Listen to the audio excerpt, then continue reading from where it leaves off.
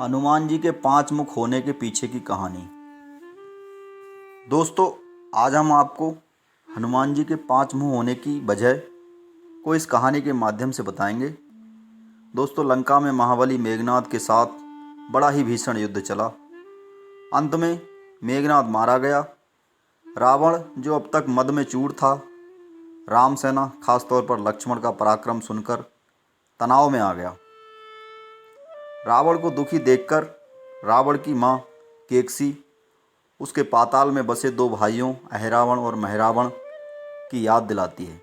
रावण को याद आया कि ये दोनों तो उसके बचपन के मित्र भी रहे हैं।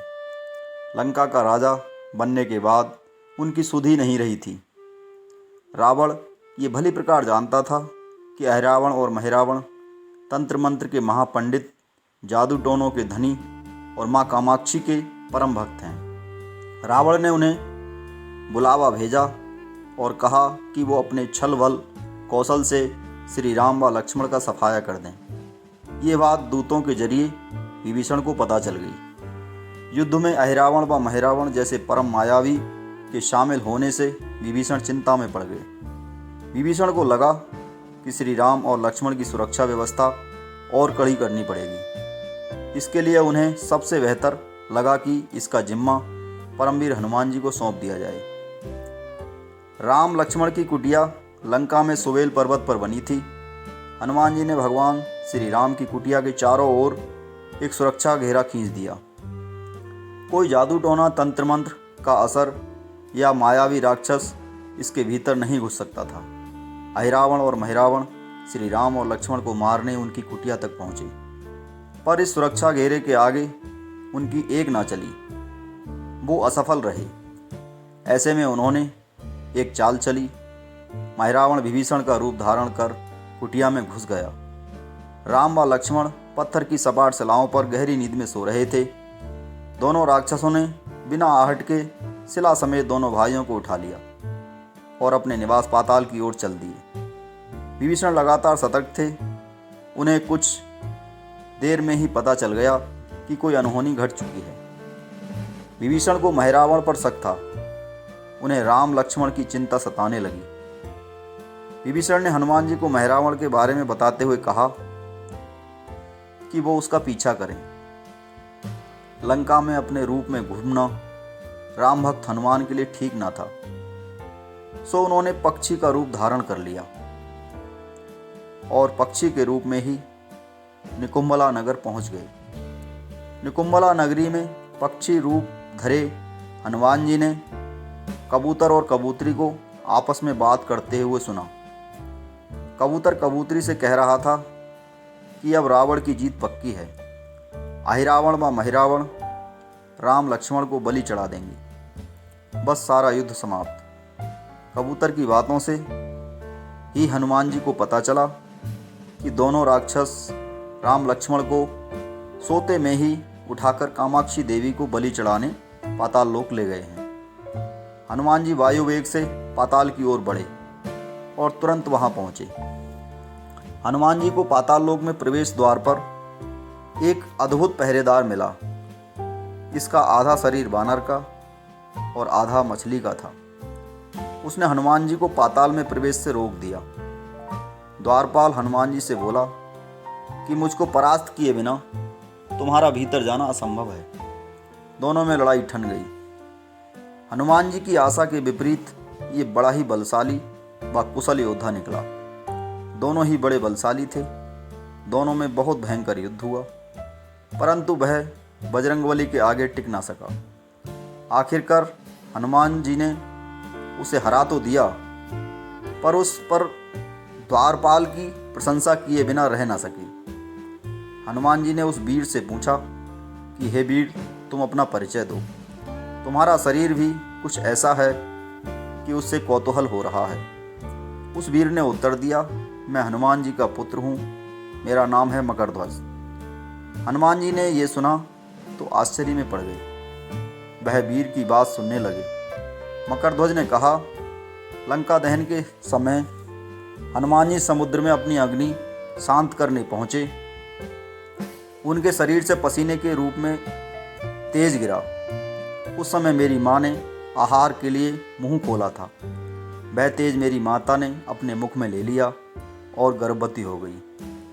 उसी से मेरा जन्म हुआ है। हनुमान जी ने जब ये सुना तो मकरध्वज को बताया कि वह ही हनुमान जी हैं। मकरध्वज ने हनुमान जी के चरण स्पर्श किए और हनुमान जी ने भी अपने बेटे को गले लगा लिया और वहां आने का पूरा कारण बताया। उन्होंने अपने पुत्र से कहा कि अपने पिता के स्वामी की रक्षा में सहायता करो। मकरध्वज ने हनुमान जी को बताया कि कुछ ही देर में राक्षस बलि के लिए आने वाले हैं। बेहतर होगा कि आप रूप बदलकर कामाक्षी देवी के मंदिर में जाकर बैठ जाएं। उनको सारी पूजा झरोखे से करने को कहें।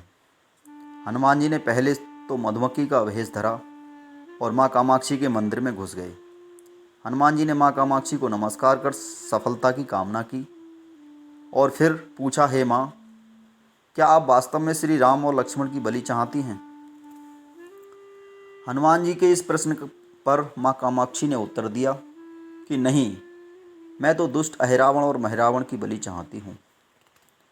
यह दोनों मेरे भक्त तो हैं, पर अधर्मी और अत्याचारी भी हैं। आप अपना प्रयत्न करो, सफल होंगे। मंदिर में 5 दीपक जल रहे थे, अलग अलग दिशाओं और स्थान पर। माँ ने कहा, ये दीप अहिरावण ने मेरी प्रसन्नता के लिए जलाए हैं। जिस दिन ये एक साथ बुझा दिए जा सकेंगे, उसका अंत सुनिश्चित हो सकेगा। इस बीच गाजे बाजे का शोर सुनाई पड़ने लगा। अहिरावण महिरावण बलि चढ़ाने के लिए आ रहे थे। हनुमान जी ने अब माँ कामाक्षी का रूप रखा। जब अहिरावण और महिरावण मंदिर में प्रवेश करने ही वाले थे कि हनुमान जी का महिला स्वर गूंजा। हनुमान जी बोले, मैं कामाक्षी देवी हूँ और आज मेरी पूजा झरोखे से करो। झरोखे से पूजा आरंभ हुई। ढेर सारा चढ़ावा माँ कामाक्षी को झरोखे से चढ़ाया जाने लगा। अंत में बंधक बलि के रूप में राम लक्ष्मण को भी उसी से डाला गया। दोनों बंधन में बेहोश थे। हनुमान जी ने तुरंत उन्हें बंधन मुक्त किया। अब पाताल लोक से निकलने की बारी थी, पर उससे पहले माँ कामाक्षी के सामने अहिरावण और महिरावण की बलि देकर उनकी इच्छा पूरी करना और दोनों राक्षसों को उनकी किए की सजा देना शेष था।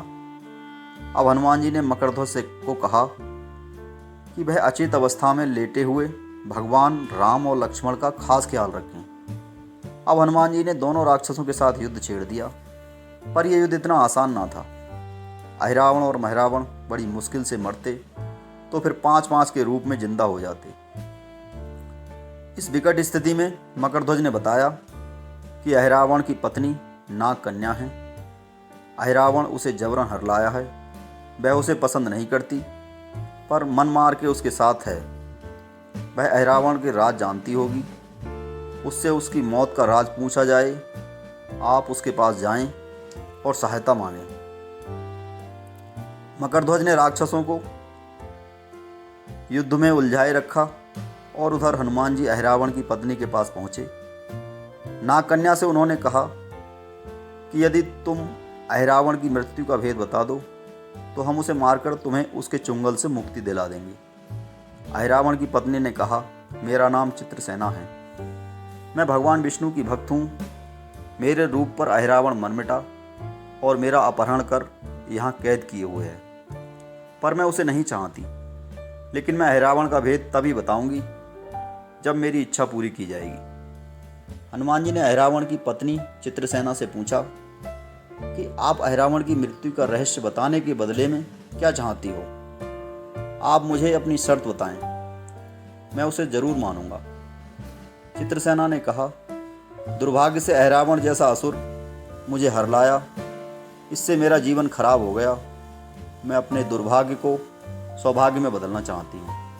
आप अगर मेरा विवाह श्री राम से कराने का वचन दें तो मैं अहिरावण के वध का रहस्य बताऊंगी।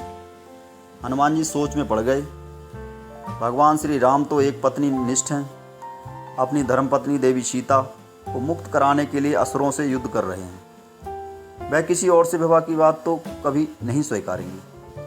मैं कैसे वचन दे सकता हूँ? फिर सोचने लगे कि समय पर उचित निर्णय ना लिया तो स्वामी के प्राण ही संकट में हैं। असमंजस की स्थिति में बेचैन हनुमान जी ने ऐसी राह निकाली कि सांप भी मर जाए और लाठी भी न टूटे।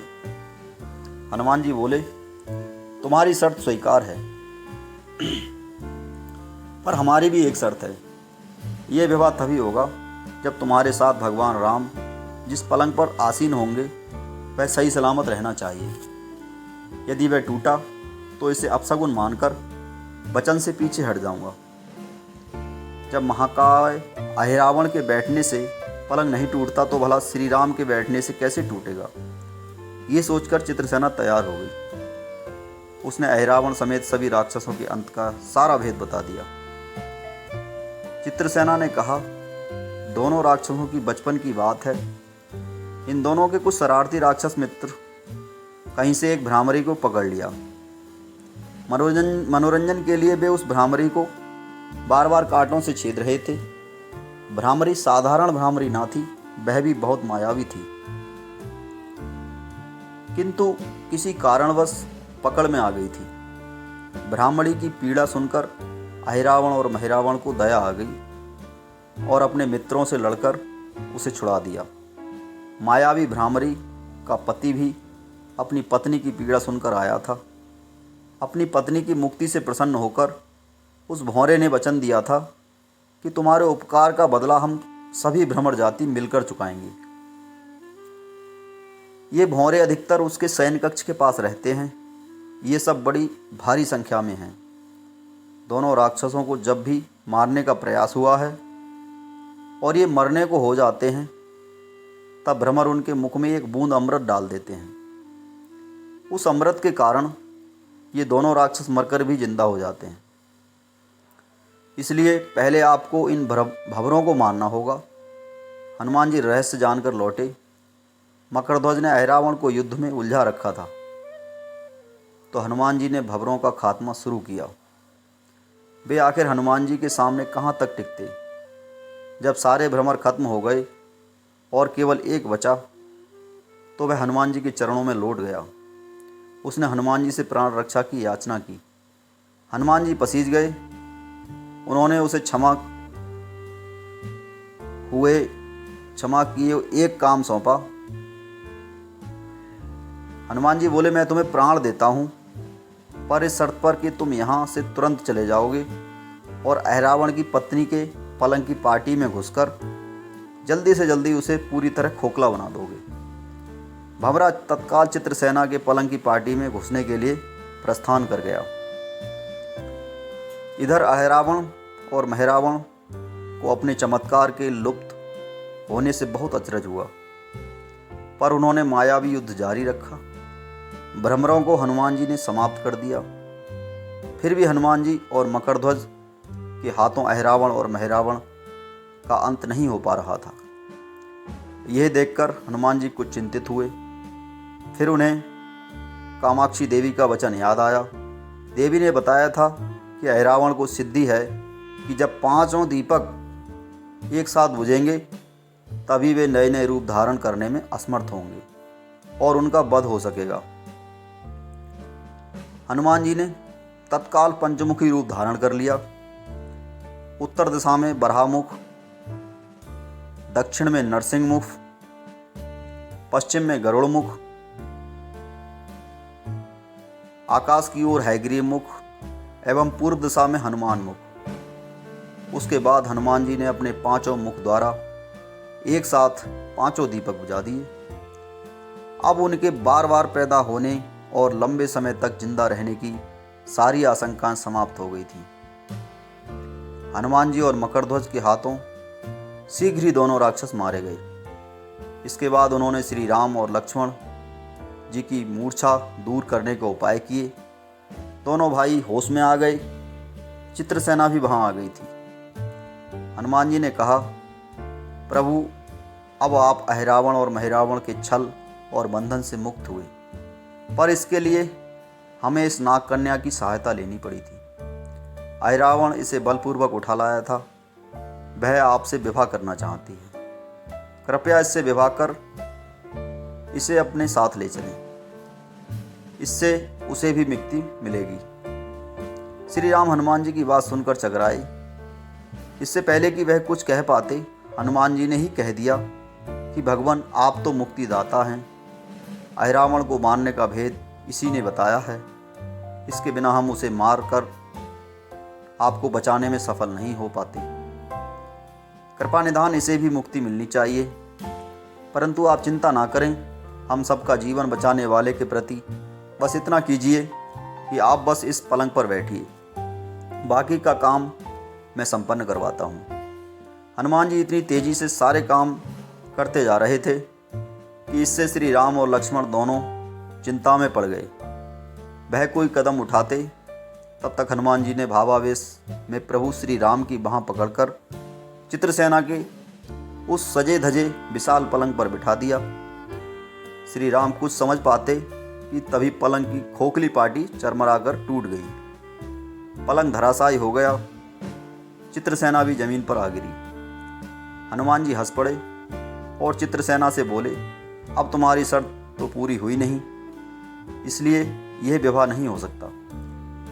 तुम मुक्त हो और हम तुम्हें तुम्हारे लोग भेजने का प्रबंध करते हैं। चित्रसेना समझ गई कि उसके साथ छल हुआ है। उसने कहा कि उसके साथ छल हुआ है। मर्यादा पुरुषोत्तम के सेवक किसी के साथ छल करें, यह तो बहुत अनुचित है। मैं हनुमान को श्राप दूंगी। चित्रसेना हनुमान को श्राप देने ही जा रही थी कि श्री राम का सम्मोहन भंग हुआ। वह इस पूरे नाटक को समझ गए। उन्होंने चित्रसेना को समझाया, मैंने एक पत्नी धर्म में बंधे रहने का संकल्प लिया है, इसलिए हनुमान जी को यह करना पड़ा। उन्हें क्षमा कर दो। क्रुद्ध चित्रसेना को उनसे विवाह की जिद पकड़े बैठी थी। फिर भी श्री राम ने कहा, मैं जब द्वापर में श्री कृष्ण का अवतार लूंगा तब तुम्हें सत्यभामा के रूप में अपनी पटरानी बनाऊंगा। इससे वह मान गई। हनुमान जी ने चित्रसेना को उसके पिताजी के पास पहुंचा दिया। चित्रसेना को प्रभु ने अगले जन्म में पत्नी बनाने का वरदान दिया था। भगवान विष्णु की पत्नी बनने की चाह में उसने स्वयं को अग्नि में भस्म कर लिया। जय श्री राम। दोस्तों हमारी ये कहानी आपको कैसी लगी, कमेंट करके ज़रूर बताएं। अगर कहानी अच्छी लगी हो तो वीडियो को लाइक और चैनल को सब्सक्राइब ज़रूर कर लें। वीडियो देखने के लिए आपका हृदय से बहुत बहुत धन्यवाद।